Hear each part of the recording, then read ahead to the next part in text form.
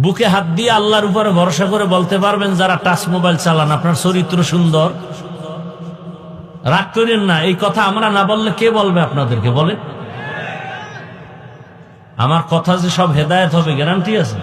মিয়া নবীজির কথায় হেদায়েত হয় না? আবু জাহিল্লা আমি কে? আমি তো অমানুষ, আমি তো মানুষ হতে পারি নাই।